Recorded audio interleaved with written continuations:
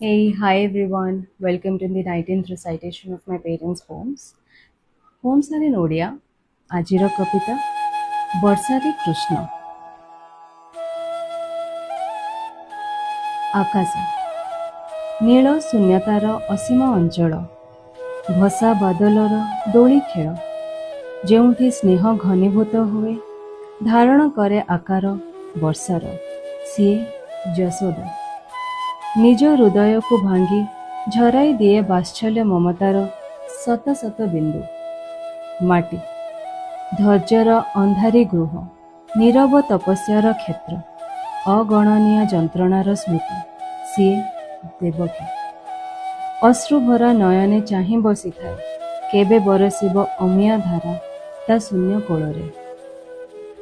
ଜନ୍ମ ମାଟିରୁ, ଦେବକୀର ବେଦନା ଭରା କୋଳରୁ, ମେଘ ହୋଇ ଉଠେ ଆକାଶକୁ, ଖେଳେ ଯଶୋଦାର ଝୁଲଣାରେ, ଝରି ଆସେ ପୁଣି ମାଟିକୁ, ଶୂନ୍ୟ କରି କାହା କୋଳ।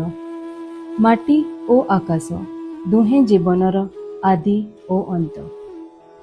ଆମେ ସବୁ ବର୍ଷା ବିନ୍ଦୁ, କେବେ ଉଡୁଛୁ ସ୍ୱପ୍ନର ଆକାଶରେ, କେବେ ଘାଣ୍ଟି ହଉଛୁ ଧୂଳିରେ।